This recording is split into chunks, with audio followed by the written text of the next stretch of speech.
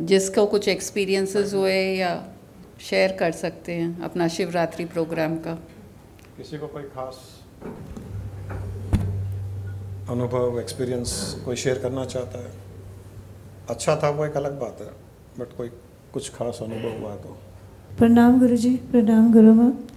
गुरु माँ, उस दिन वो जो आए थे गाने के लिए, अरुण जो आए थे, उन्होंने जो हमको नचाया था वो 3 घंटे ऐसा लग रहा नहीं था कि बॉडी नाच रही, ऐसा लग रहा था कि हम मेडिटेशन मोड में ही हैं। एक एक उनका भजन जो गाना जो था, ऐसा लगता वो हमको बहुत हाई जगह पे लेके जा रही है।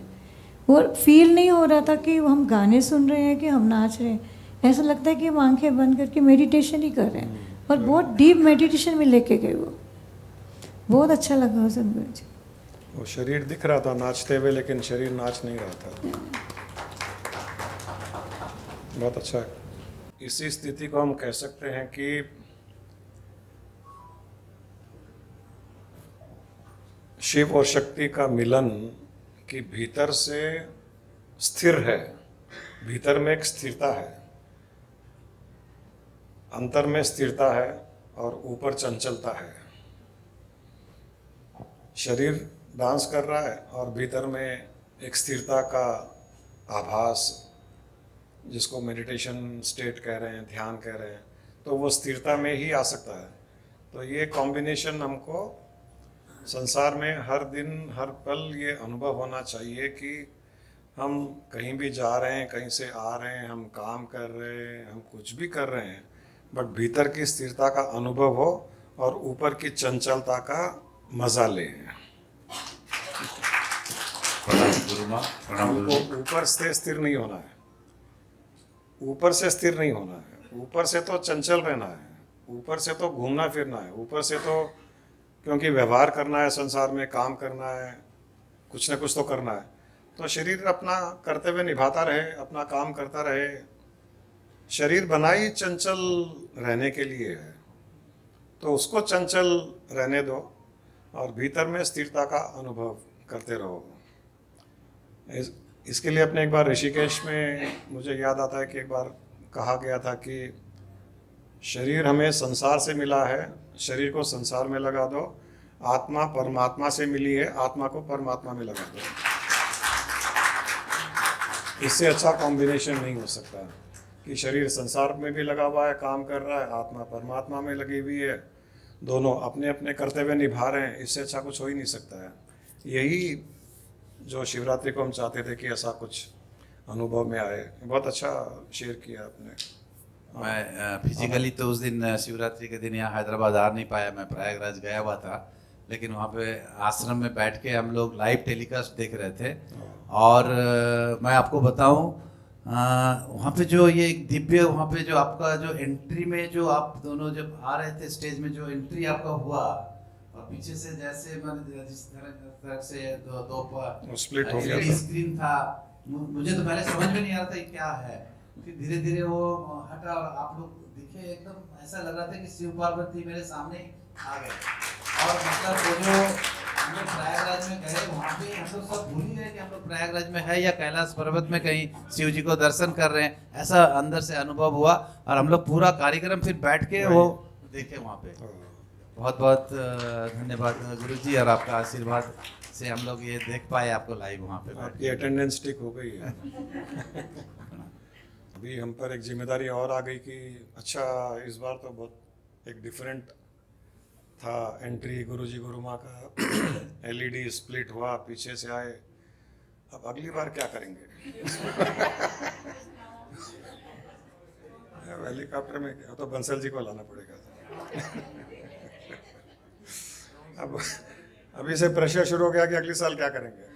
नहीं, और इसमें भी एक लेसन था एक्चुअली कि हम जब एंटर नहीं करे स्टेज पे तो लोगों को, हमको नहीं देख पा रहे थे, हम वो स्क्रीन के पीछे थे और हम भी लोग को नहीं देख पा रहे थे। तो वैसे ही दुनिया है, शिव शक्ति पीछे खड़े हैं, लेकिन क्योंकि वो एक माया का बैरियर है तो माया वाले हमको नहीं देख पा रहे और हमको माया का बैरियर है, इसलिए हम लोगों को नहीं देख पा रहे थे। इसलिए मिलना बहुत मुश्किल हो जाता है।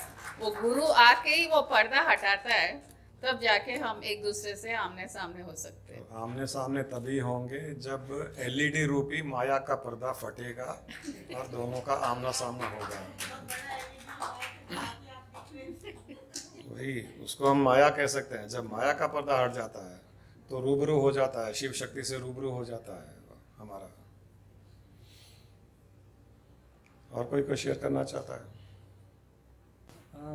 सत्संग, सबसे पहले तो मैं ये बताना चाहूँगा कि मैं सत्संग में ज्वाइन हुआ और जैसा मेरे जीवन में परिवर्तन आया है वो मैं देख रहा हूँ, मैं पूरा रियलाइज कर रहा हूँ उसको।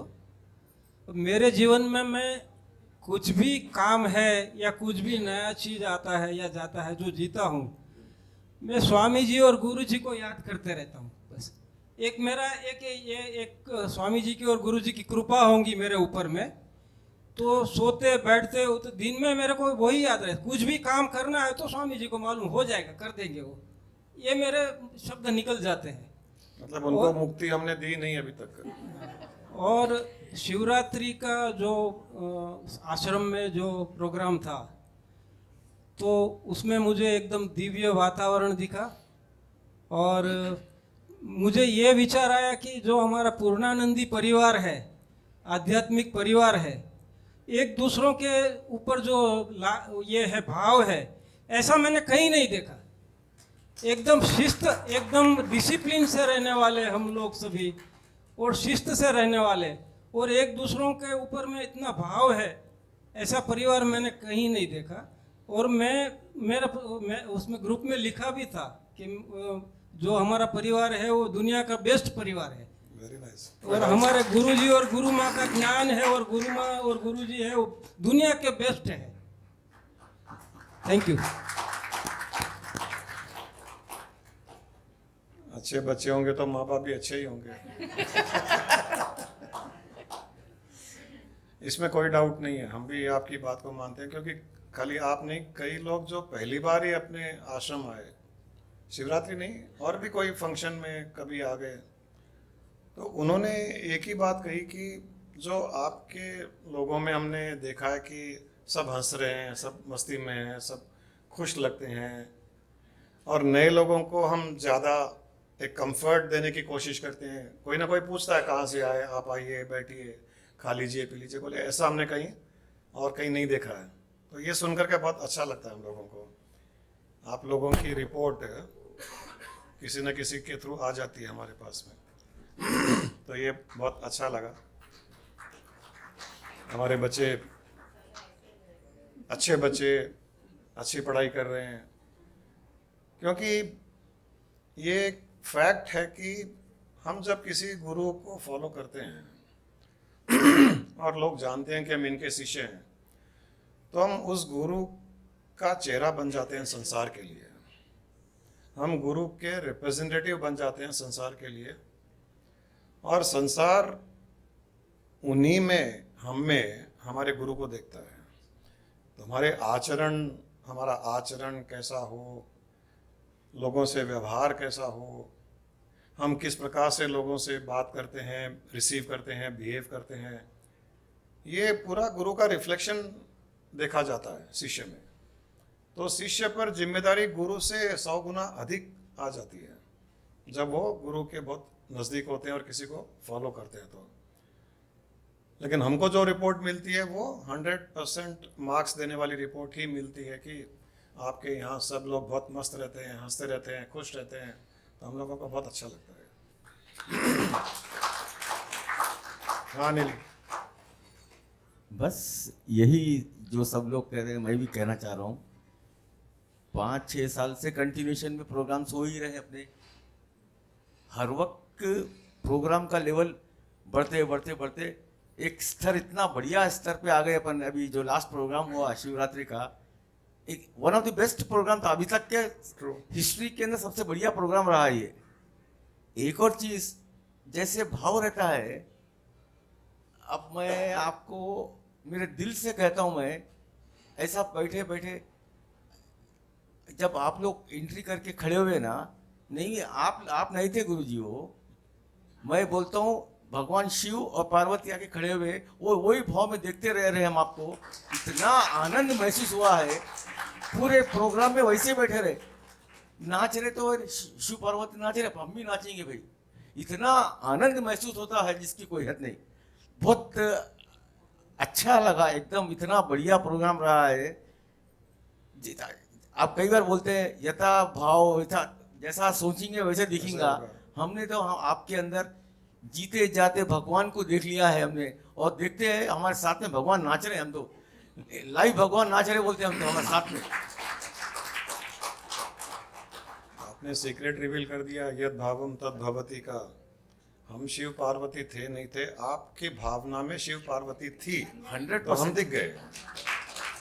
तो यहाँ आपकी भावना प्रूव होती है कि कितनी हाईएस्ट थी उस समय, कि शिव पार्वती की भावना भीतर में थी तो बाहर दिख गई वो किसी न किसी रूप से। Very nice.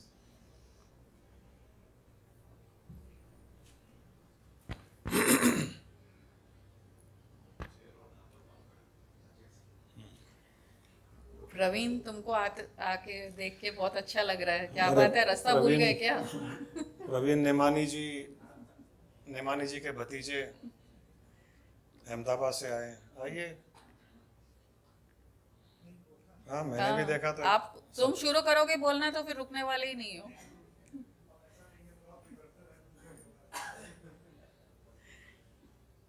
बंसल जी को जानते हो ना, तो काश तुम्हारे क्लोज फ्रेंड है। देखो कहाँ कोई से वाली है। रास्ता भूल गए दिख रहा। ये आते हैं कई बार, हैदराबाद एयरपोर्ट क्रॉस करते हैं लेकिन नीचे नहीं उतरते। कुछ कहना चाहते हो? यही है इंसान जो यज्ञशाला में वो हाई इंग्लिश में लिखते हैं प्रवीण, हिंदी में सॉरी, जो कि हमको तो डिक्शनरी खोलनी पड़ती है। प्रवीण नेमानी जी के भतीजे हैं। ओम प्रकाश नेमानी हमारे चाचा जी हैं। गुरु जी, गुरु माँ के चरणों में सादर नमन। मैं शिवरात्रि के प्रोग्राम में तो पहुंच नहीं सका था, लेकिन लाइव मैंने भी देखा।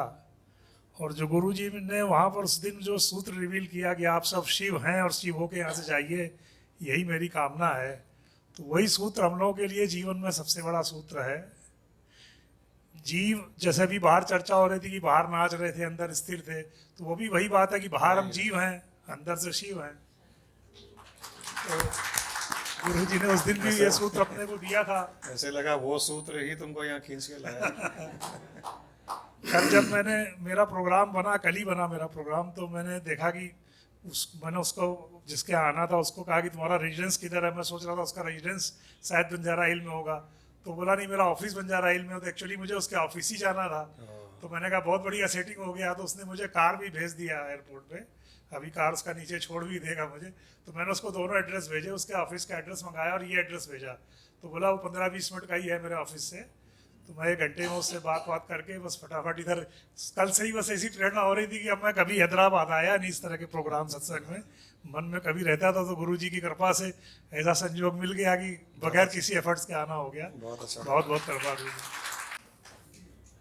अहमदाबाद में रहते हैं, आनंद बैंगलोर से आए हैं। तो हमारे पास भी आजकल आउटस्टेशन से लोग आते हैं सत्संग में।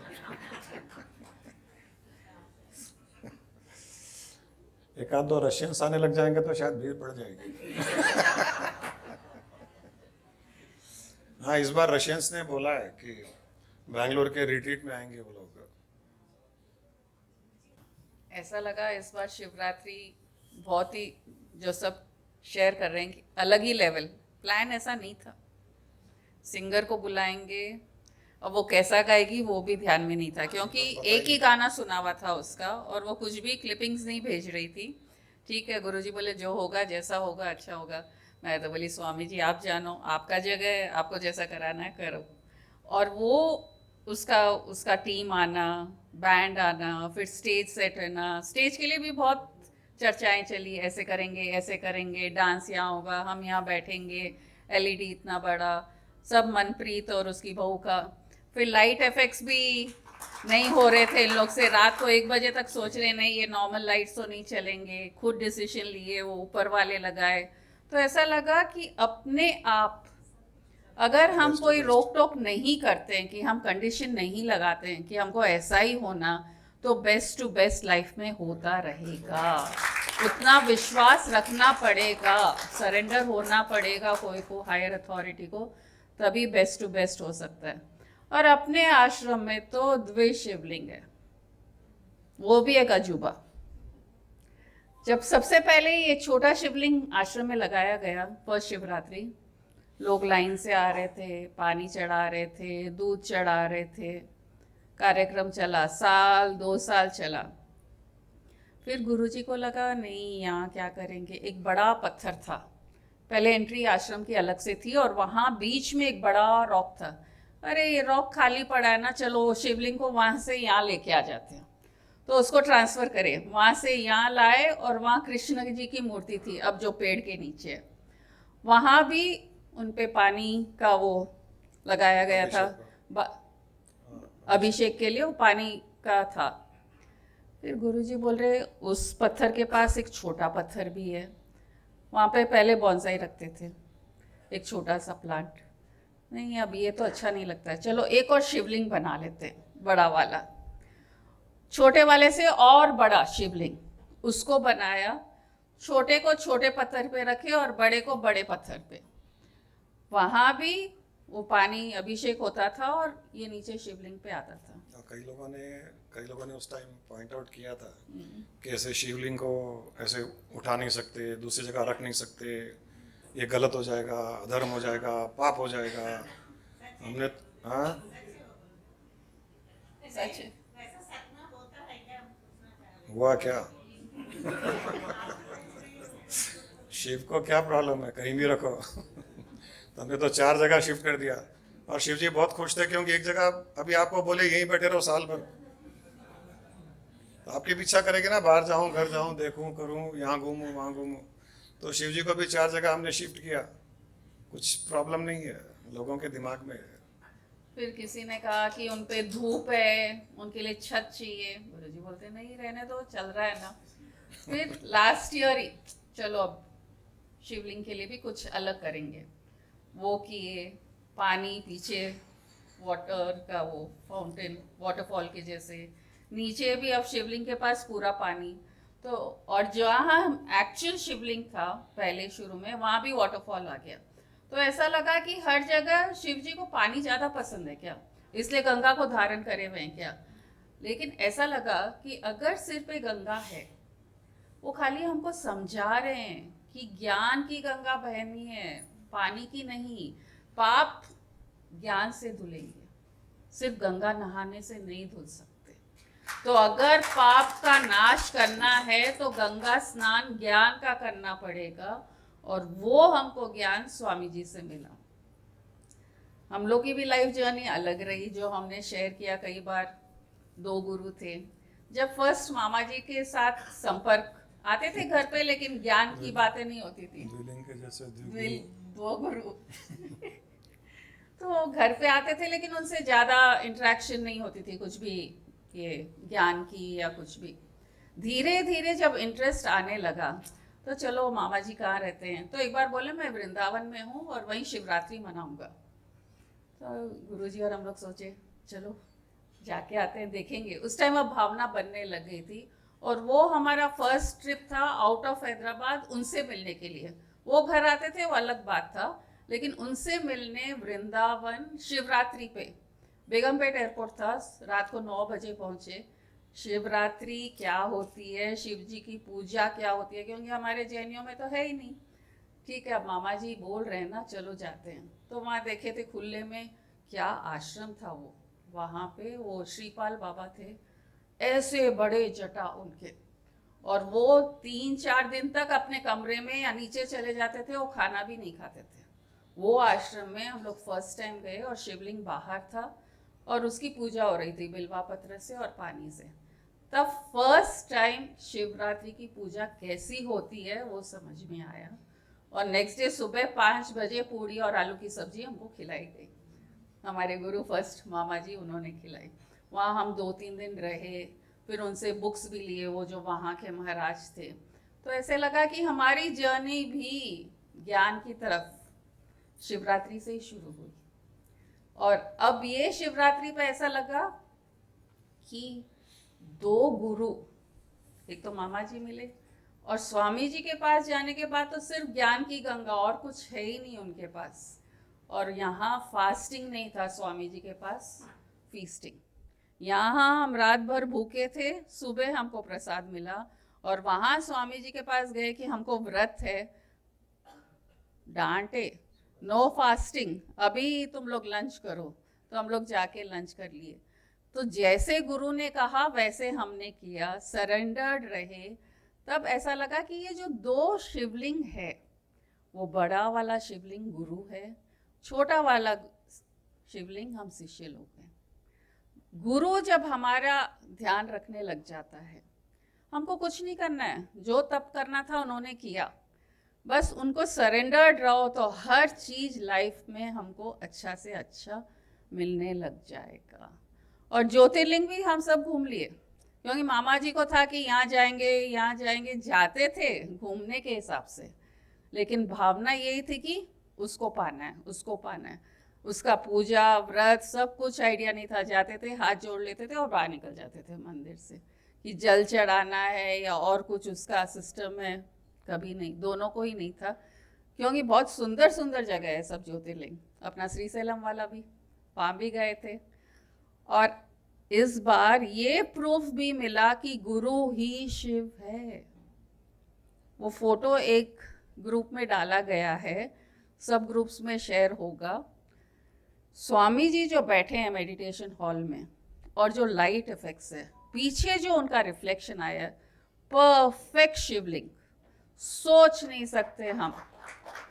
तो मैं गुरुजी से वही शेयर कर रही थी कि गुरु ही शिव है ना, क्योंकि ज्ञान तो वही देने वाला है हमें। और हमको जो ये मोक्ष मुक्ति के रास्ते में कौन ले जाएगा? शिव ही ले जाएगा।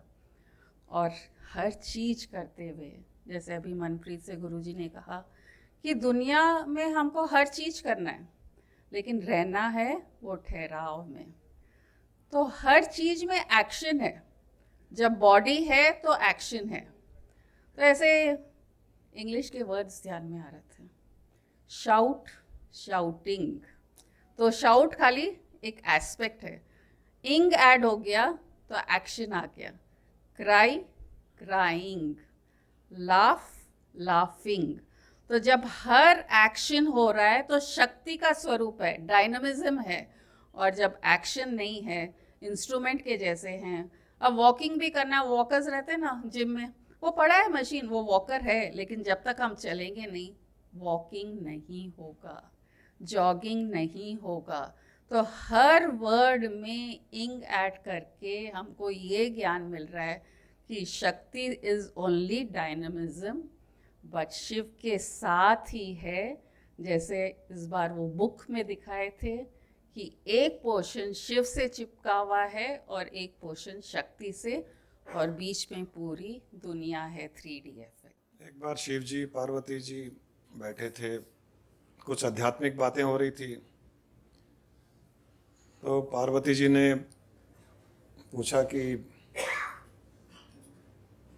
मुक्ति मोक्ष कैसे हो सकता है।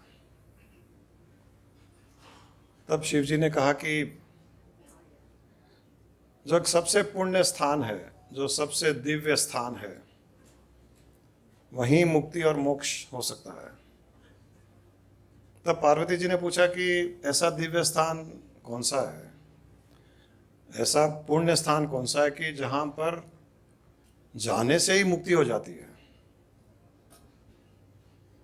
तब शिव जी ने कहा कि काशी। काशी वो स्थान है जहां पर उस क्षेत्र में जाने से ही मुक्ति और मोक्ष हो जाता है। तब पार्वती जी की इच्छा हुई काशी जाने की। तो शिव जी ने विष्णु जी को याद किया, उनको कहा कि आप वहाँ एक कुंड बनवा दीजिए। कोई कुंड मतलब कोई कुएं के जैसे, बड़ा तालाब के जैसे। पार्वती जी को ले जाएंगे तो वहाँ कुछ होना चाहिए।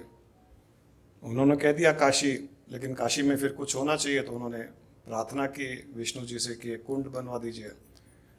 तो विष्णु जी ने अपना सुदर्शन चक्र चलाया, उससे धरती में से धरती को काट के फाड़ के उन्होंने कुंड बना दिया वहाँ पर, जिसमें पानी भर गया।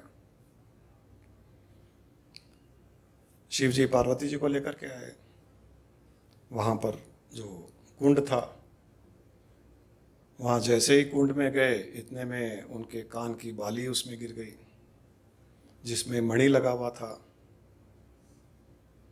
और वो गिरते ही वहाँ पर एक भयंकर प्रकाश, एक ऊर्जा, एनर्जी प्रकट हो गई। ये मणिकर्णिका स्थान है, वो कुंड है, मणिकर्णिका कुंड कहा जाता है। वहाँ पर एक मणिकर्णिका घाट भी है, जहाँ पर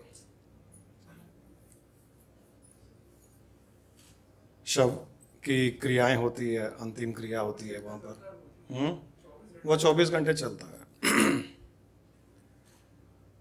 घाट का इतना महत्व नहीं है जितना वो मणिकर्णिका कुंड का महत्व था। तो यहाँ पर जो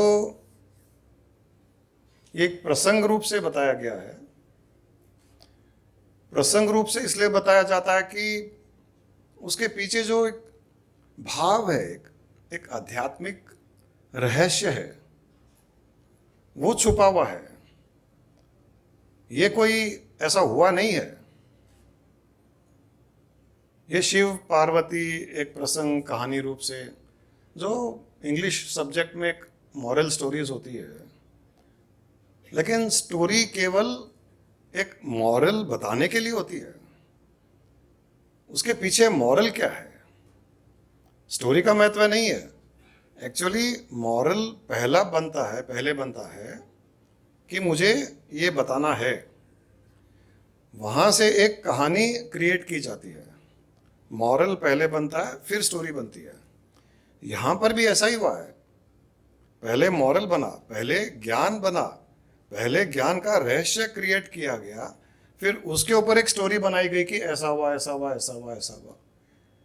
सारा भागवत इसी के बल पर बना हुआ है। अलग अलग जगह अलग अलग प्रसंग, कहीं पर दुर्वासा ऋषि आए, भगवान कृष्ण से नाराज हो गए किसी बात पर, उन्होंने उनको खीर बनाने के लिए दिया, खीर आती नहीं थी बनानी कृष्ण को, उन्होंने राधा से पूछा और ऋषि ने कहा कि राधा को मत पूछना, तो राधा छुपी हुई थी, फिर भी पूछ करके पूछते गए, बनाते गए, पूछते गए, बनाते गए, ऋषि को पता चल गया तो खीर लाई गई, तो खीर पूरी उनके ऊपर उड़ेल दी गई। फिर बताया गया कि वो जो खीर उनके ऊपर उड़ेल दी गई, उससे उनका शरीर पूरा वज्र का बन गया, स्टील का बन गया। अब उनके शरीर पर कहीं पर भी कुछ लगे तो उनको पीड़ा नहीं होगी, कुछ नहीं होगा। लेकिन जब खीर डाली गई तो पांव रह गया नीचे, पांव पर तो खीर लगी नहीं, तो इसलिए कृष्ण को तीर पांव पर लगी। ये शुरू कहां से हुआ कि तीर लगानी थी, पांव पर लगा दी। अब सोचे अब इसके पीछे छुपाया कैसा जाए कि ये पांव पे क्यों लगी, तो इसके पीछे कहानी एक बना दी गई, एक प्रसंग बनाना पड़ता है। ऐसे हर जगह कुछ ना कुछ कोई एक रहस्य, कोई ना कोई कारण होता है, उस कारण के पीछे कहानी बनती है। इसलिए कहानी इतने इंपॉर्टेंट नहीं है, कहानी जानना इंपॉर्टेंट नहीं है कि शिव ने पार्वती ने क्या किया, क्या कहा, क्या नहीं कहा। मॉरल क्या है, उसके पीछे रहस्य क्या है, ये क्या कहना चाह रहे हैं।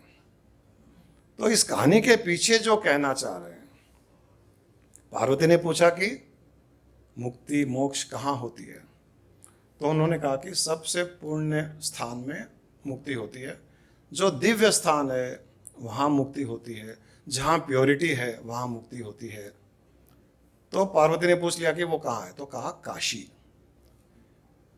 यहाँ काशी कोई स्थान के बारे में नहीं कहा उन्होंने, लाखों साल के पहले ये प्रसंग हुआ है। उस समय तो ये काशी था ही नहीं। अगर गूगल करके देख लो तो ये तो कुछ सालों के पहले का ही बात है कि काशी नाम डाला गया इसका तो और कुछ था। और वो जो काशी उन्होंने कहा, उसका अर्थ क्या है? और उस समय भगवानों की भाषा तो संस्कृत हुआ करती थी, हिंदी नहीं थी। काशी तो हिंदी शब्द है। संस्कृत में क्या है? संस्कृत में काश से काशी बना है, और संस्कृत में काश का अर्थ है प्रकाश। तो शिवजी ने जो कहा कि मुक्ति मोक्ष कहाँ होगा, उन्होंने कहा काशी। इसका अर्थ है कि प्रकाश वाले स्थान में, प्रकाश के क्षेत्र में मुक्ति होगी। ये धरती वाली काशी नहीं। और उन्होंने ये भी कहा कि धरती पर पुण्य स्थान है काशी। अब यहां सब ये सोचते हैं कि इस धरती पर ये काशी जो स्थान है वो नहीं। धरती का अर्थ है ये शरीर, जो हम कहते हैं कि ये पृथ्वी तत्व से बना हुआ है।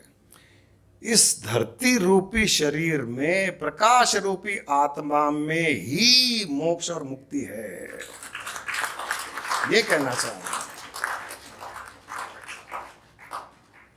हम केवल मणिकर्णिका, वहां कुंड है, मणिकर्णिका में डुबकी लगाना है, मणिकर्णिका में वहां पर क्रियाक्रम करना है, ये करना है, मणिकर्णिका घाट है, कुछ नहीं होगा उससे वहां पर। इस धरती रूपी शरीर में प्रकाश रूपी आत्मा, उस क्षेत्र में जो डुबकी लगाएगा उसका ही मोक्ष, उसकी ही मुक्ति होगी, वरना नहीं होगी। न योगा न सांख्या कर्मणा नो न विद्याया आत्मिक्य बोधे न मोक्ष स्थिति नान्यथा। वदन्तु शास्त्राणि कुर्वन्तु कर्माणि भजन्तु देवना ब्रह्म आत्मिक्य बोधे न मोक्ष स्थिति नान्यथा। कि कहा गया कि कितने भी शास्त्रों को पढ़ लो, वेद पुराण इतिहास, शिव पुराण हो, पार्वती पुराण हो, कोई शास्त्र हो, इनसे कुछ नहीं होगा। कितने भी पुण्य कर्म कर लो, उससे कुछ नहीं होगा। वदन्तु देवान कुर्वन्तु कर्माणि यजन्तु देवता।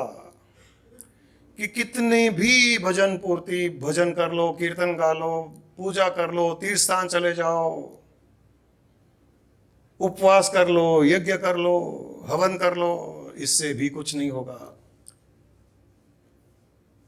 फिर किससे होगा? आत्मिक्य बोधेन मोक्ष स्थिति नान्यथा।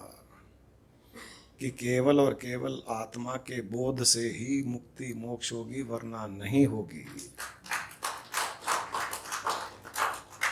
ऋषि मुनियों ने, संतों ने बहुत साफ कहा है, मोक्ष इसी में होगा। और ये पार्वती शिव के प्रसंग में कितना अच्छे से दर्शाया है कि प्रकाश, काशी मतलब, काश मतलब प्रकाश, कोई क्षेत्र कोई स्थान नहीं, प्रकाश जो प्रकाशित है, वहां मुक्ति होगी। और शाश्वत प्रकाश कहाँ है? शाश्वत प्रकाश तो केवल आत्मा में है और कहीं नहीं है। तो वहीं मुक्ति होगी। जो विष्णु भगवान को बुलाया गया, सुदर्शन चक्र चलाया गया, इसका अर्थ क्या है? सुदर्शन चक्र किसका वध करता है? असुरों का, राक्षसों का, अधर्म का।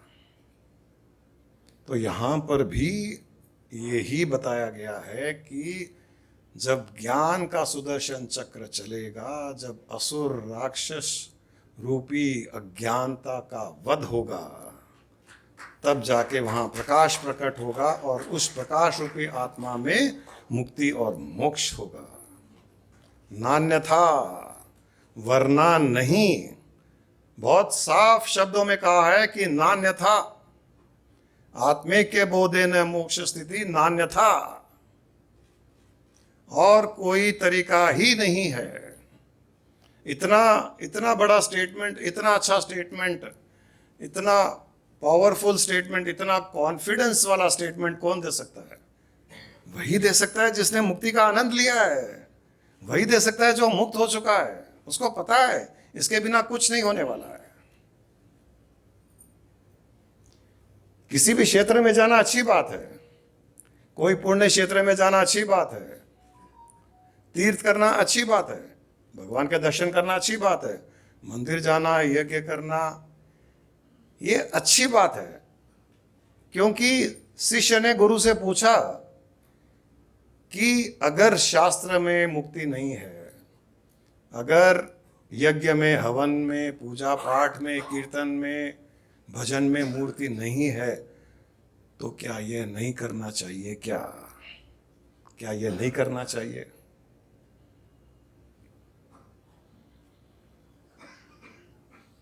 तब ऋषि ने कहा, चित्तस्य शुद्धये कर्म न तो वस्तुपलब्धये वस्तु सिद्धिर्विचारेण न किंचित कर्म कोटि भी, कि चित्त को शुद्ध करने के लिए पूजा पाठ, हवन, भजन, कीर्तन किया जा सकता है। मंदिर चित्त शुद्धि के लिए जाया जा सकता है, तीर्थ चित्त शुद्धि के लिए जाया जा सकता है, लेकिन उस वस्तु की प्राप्ति, वस्तु का अर्थ है आत्मा की प्राप्ति, उस वस्तु की प्राप्ति केवल ये करने से नहीं होगा। ये उन्होंने क्लैरिफाई किया है। इसका अर्थ है कि हम जो कुछ कर रहे हैं, पूजा पाठ, भजन, कीर्तन, तीर्थ, मंदिर जाना आदि आदि, गलत नहीं है, अच्छा है, इससे चित्त शुद्ध होता है। लेकिन केवल और केवल चित्त शुद्ध होने से ही मुक्ति मोक्ष नहीं होती है। चित्त शुद्ध में अब ज्ञान, आत्मिक बोधन है कि आत्मा ही सर्वोपरि है, आत्मा ही है जो शाश्वत है। सारी सृष्टि में आत्मा और परमात्मा एक ही है, इनके अलावा कुछ भी नहीं है। बाकी सब अज्ञानता है, केवल ये ज्ञान है। ये बाकी सब नाशवान है और ये नित्य है।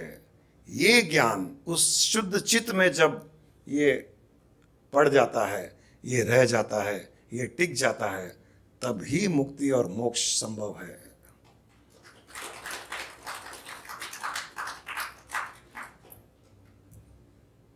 और ये इतना मुश्किल नहीं है, ये मुश्किल नहीं है। हम चित्त शुद्ध के लिए सारा जीवन लगा देते हैं और चित्त शुद्ध नहीं करते, क्योंकि हमने हमारे जीवन के उद्देश्य को केवल पूजा पाठ, मंदिर जाना, तीर्थ जाना, डुबकी लगाना, गंगा स्नान करना, हमने इसी को ही मुक्ति मान लिया है। ये पॉसिबल नहीं है, ये मुक्ति नहीं दे सकते। जो गुरु माँ ने अभी कहा कि शिव जी की जटा से जो गंगा बह रही है, वो कहाँ से बह रही है? ऊपर से बह रही है, जिसका अर्थ है सहस्त्रार से ज्ञान की गंगा जब बहती है, उसमें जो डुबकी लगाता है वो मुक्त होता है। वरना उनके हाथ से गंगा बह सकती थी, कान से बह सकती थी, मुंह से बह सकती थी, यहाँ से क्यों बही? क्योंकि यहाँ सहस्त्रार से गंगा बह रही है, और सहस्त्रार से केवल और केवल प्रकाश का ज्ञान ही बहता है। सारा सहस्त्रार प्रकाशित है। तो हमारा जीवन का उद्देश्य केवल और केवल पूजा पाठ नहीं है, लेकिन पूजा पाठ करना गलत नहीं है। पूजा पाठ करना, मंदिर जाना, यज्ञ करना, हवन करना अच्छी बात है, लेकिन ये ध्यान रखना चाहिए कि वो चित्त शुद्ध करे। हम गए कहीं भी तीर्थ करके वापस आ गए और जैसे के हैं वैसे के रह गए, तो वो तीर्थ बेकार हो गया। हाँ, तीर्थ गए, गंगा में डुबकी लगाए, और जो गंगा से डुबकी लगा करके जो बाहर निकला, वो एक अलग पुरुष निकला, एक अलग व्यक्तित्व वाला व्यक्ति निकला, तो उसका चित्त शुद्ध हुआ है। हमने सुबह पूजा की पूजा रूम में, पूजा रूम से निकलने के बाद में वही के वही रहे जो पहले थे, या और बिगड़ के आए वहाँ से, क्योंकि पूजा का कर्तव्य पूरा हो गया ना। अब तो सारा साम्राज्य अपना है।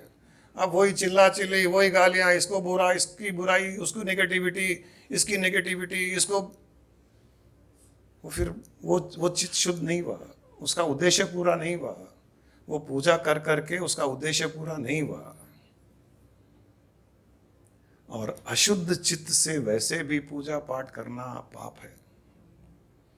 और पूजा पाठ के पश्चात अगर चित्त शुद्ध नहीं होता है, तो भी उसका दोष उस भगवान को लगता है जिसकी पूजा हमने की, क्योंकि ये माना जाता है कि उसकी पूजा की और चित्त शुद्ध नहीं हुआ, तो ये माना जाता है कि उसमें शक्ति नहीं थी चित्त शुद्ध करने की, तो वो गलती हमने की और दोष भगवान पे लगता है।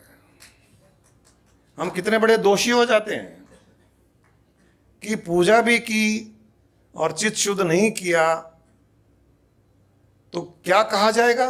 यही कि उनमें शक्ति नहीं है मेरे चित्त को शुद्ध करने की। प्रश्न उनके ऊपर उठता है। यहां सत्संग जब करते हैं और किसी में कोई बदलाव नहीं होता है तो आप पर दोष नहीं लगता है, सत्संग करने वाले गुरु पे दोष लगता है, क्योंकि उनके शब्दों में शक्ति नहीं है, इसलिए बदलाव नहीं आया। तो बदलाव लाने की जिम्मेदारी हमारी होती है, अगर हम चाहते हैं कि गुरु पर दोष न लगे। वैसे ही एक भक्त के ऊपर जिम्मेदारी आती है कि भगवान पर दोष न लगे तो अपना चित्त शुद्ध करे, वो जिम्मेदारी हमारी है, वरना बहुत बड़ा पाप होता है हमारे से, और उस पाप के परिणाम के भागीदार भी हम होते हैं। क्योंकि जिस पर एक काला छींटा नहीं लग सकता, उसके ऊपर अगर दोष मढ़ देते हैं तो उसका पाप भी तो हमको ही लगेगा। उनको पाप नहीं लगेगा, वो तो पाप रहित है, वो पाप रहित है, वो पुण्य रहित है, उनको कुछ नहीं होगा, वो निरंजन है, वो कोई अंजन नहीं है उनके ऊपर, लेकिन उसका दोष हम पर लगेगा। इसके लिए बहुत जरूरी है कि जो पूजा पाठ करता है, जो सत्संग जाता है, जो तीर्थ करता है, जो पूजा जो मंदिर जाता है, जो आरती करता है, जो भजन गाता है, जो कीर्तन गाता है, बहुत ज़रूरी है कि उसके व्यवहार में बदलाव आए, चित्त शुद्ध हो, मस्ती हो। मुझे किसी ने कुछ दिन के पहले ही पूछा था कि भक्ति ही सब कुछ है ना गुरुजी? मैंने कहा भक्ति सब कुछ है, लेकिन भक्ति होनी कैसी चाहिए?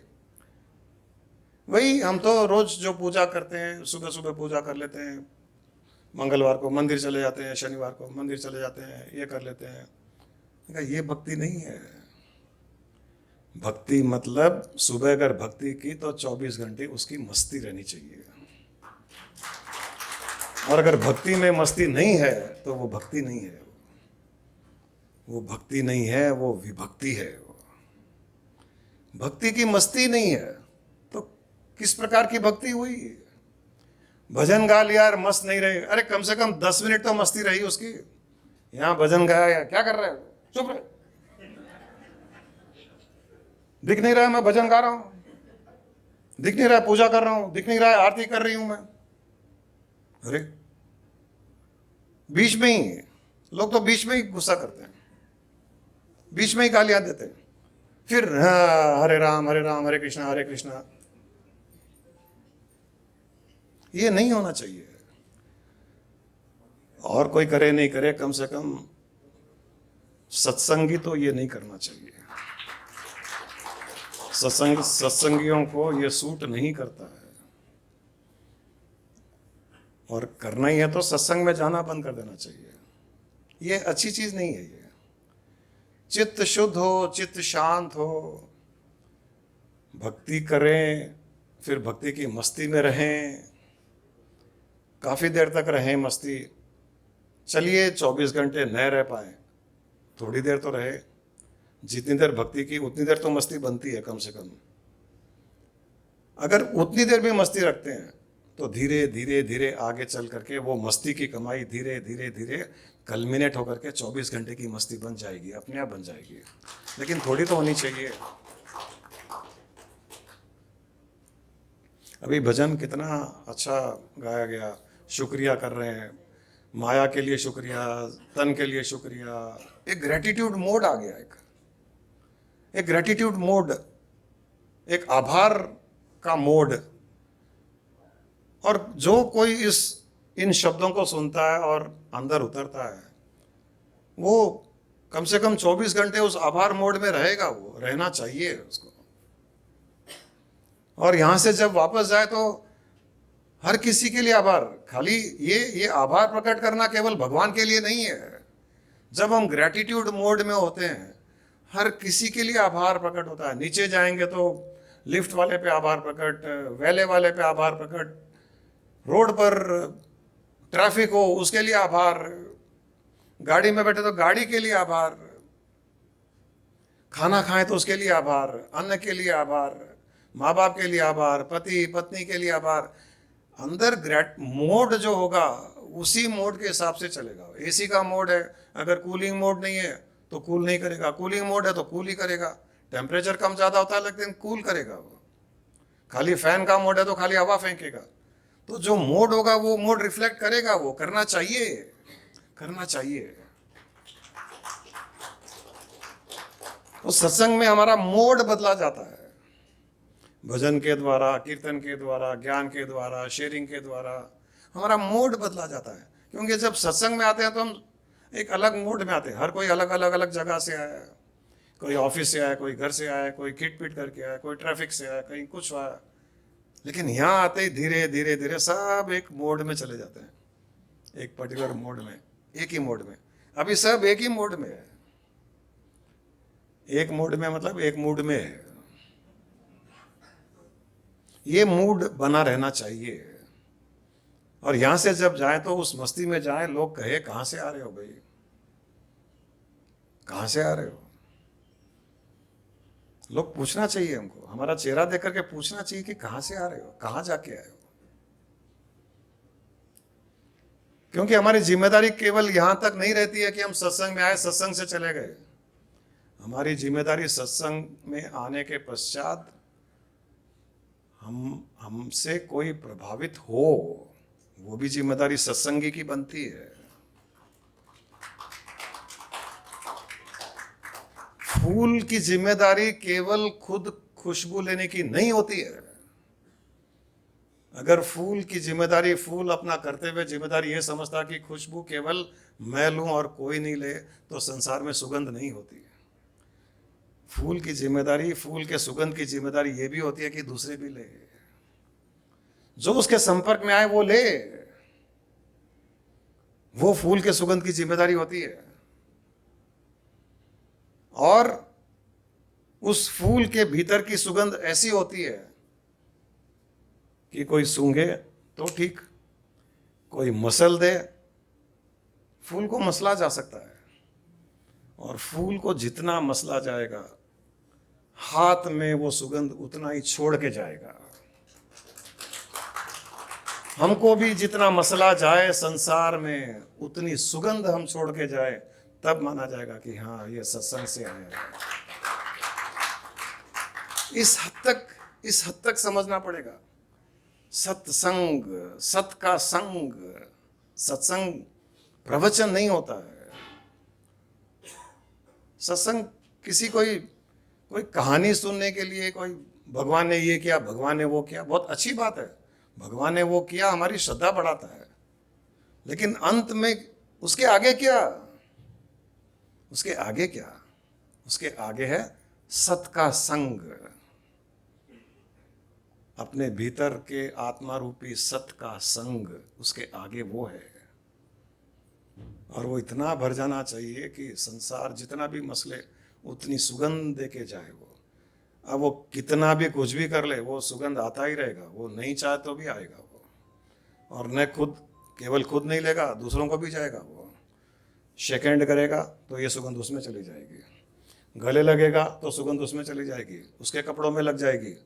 जितनों के संपर्क में आएगा, हर किसी को वो सुगंध देता जाएगा। ऐसे सत्संगी बनो, ऐसे सत्संगी बनो। ऐसे सत्संगी के पीछे तो हरि भी पीछे पीछे चलेगा तुम्हारे। हमको हरि के पीछे जाने की जरूरत नहीं है।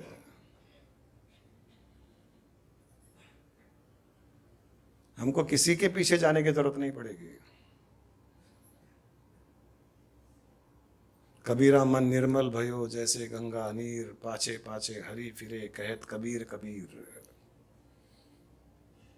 क्या सीन होता होगा ना ऐसे कि कबीरदास जी चल रहे हैं, पीछे हरि चल रहे हैं, कबीर रुक, कबीर रुक, कबीर रुक, कबीर रुक। एक कल्पना कीजिए कि क्या सीन होता होगा।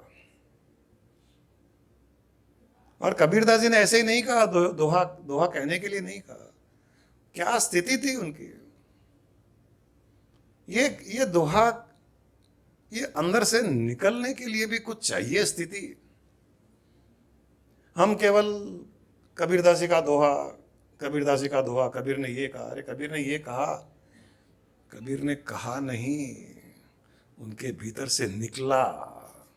कहना अलग है, निकलना अलग है। बहुत अंतर है, बहुत अंतर है, कहने में और निकलने में बहुत अंतर है। उनकी स्थिति थी, अंदर से निकला। किसी ने पूछा क्या कबीरदास जी, उन्होंने कह दिया ऐसा। वो स्थिति में से निकला वो, और वो निकला तो वो एक संकेत दे करके निकला है। वो निकलने का भी अर्थ है, यह नहीं कि हम रट्टी मारते रहे उसको, स्कूल में पढ़ा दिया हम रट्टी मार रहे हैं, हम रट्टी मार रहे हैं, नहीं। कोई भी संत कुछ कहता है तो वो संकेत रूप से कहता है कि ये स्थिति मैंने प्राप्त की और इसी स्थिति को तुम भी प्राप्त कर सकते हो। ये डायरेक्शन है उनके लिए, ये गूगल है, ये जीपीएस है। वो कह रहे हैं यू कैन ऑल्सो रीच, तुम भी यहां पहुंच सकते हो। मैं एक साधारण व्यक्ति जब इस स्थिति में पहुंच गया, तुम क्यों नहीं पहुंच सकते? तुम भी पहुंच सकते हो, और तुम्हारे पास तो सब कुछ है, तुम बहुत आसानी से पहुंच सकते हो। मेरे पास तो नहीं था, मुझे तो बहुत मेहनत करनी पड़ती थी, परिवार को चलाने के लिए, कमाई करने के लिए मेहनत करनी पड़ती थी, जुलाए थे, कपड़ा बुनना आदि आदि मेहनत करनी पड़ती थी। हमारे पास तो बहुत कुछ है, हमारे लिए बहुत आसान है ये करना। किसी भी संत की वाणी को उसके मर्म तक जाओ, ये कहना क्या चाह रहे हैं और उस स्थिति को हम प्राप्त कैसे कर सकते हैं, ये समझना चाहिए हमको। नहीं कि केवल रट्टी मार लिया, कहीं सुन लिया, कहानियां सुन ली, नहीं। उसमें मर्म क्या है, सीक्रेट क्या है, रहस्य क्या है, और उसने प्राप्त किया तो मैं कैसे प्राप्त कर सकता हूं? उन्होंने क्या किया इसको प्राप्त करने के लिए,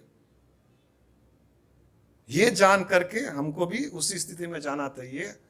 तब जा करके उस संत का वो कहना, उस संत की साधना, उस संत की स्थिति को भी प्रणाम किया जाता है, आभार प्रकट किया जाता है, और उनका जीवन भी सफल माना जाता है।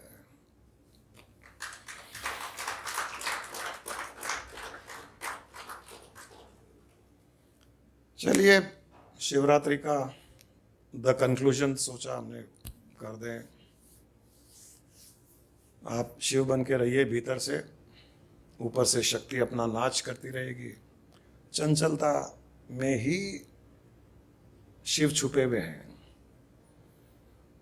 ये नहीं है कि कोई नाच रहा है तो इसमें शिव नहीं है, कोई कुछ काम कर रहा है तो उसमें शिव नहीं है, कोई खाना बना रहा तो शिव नहीं है, कोई और कुछ कर रहा है तो उसमें शिव नहीं है। नहीं, उसके भीतर तो शिव है। ये ऊपर तो शक्ति का नाच है, ये शक्ति का नाच है। ये तो उस शक्ति के पीछे शिव को देखें, शक्ति को भी एंजॉय कीजिए, उसके पीछे शिव को भी एंजॉय कीजिए। दोनों साथ ही रहते हैं, अलग नहीं रहते हैं दोनों। ये दोनों को अलग किया भी नहीं जा सकता। जहाँ कुछ है वहाँ वो भी है, और जहाँ कुछ नहीं है वहाँ दोनों छुपे हुए हैं। एलईडी के पीछे वो स्प्लिट होगा, दिख जाएंगे सामने।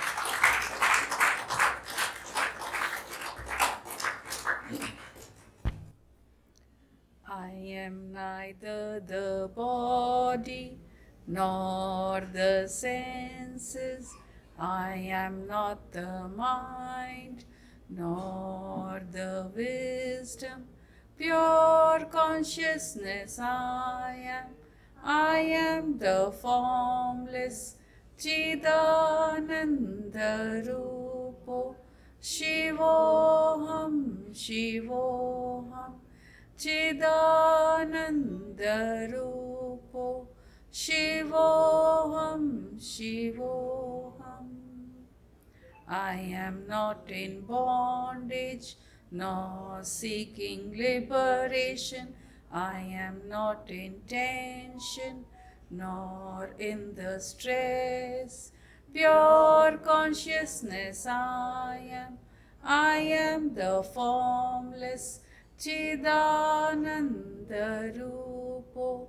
Shivoham, Shivoham. Chidananda Rupo. Shivoham, Shivoham.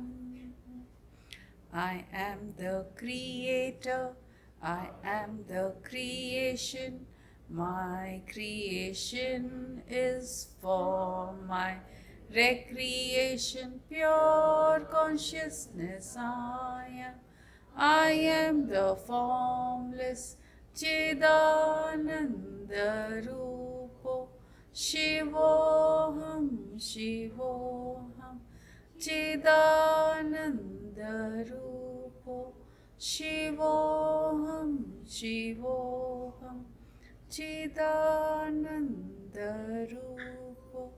Shivoham, Shivoham.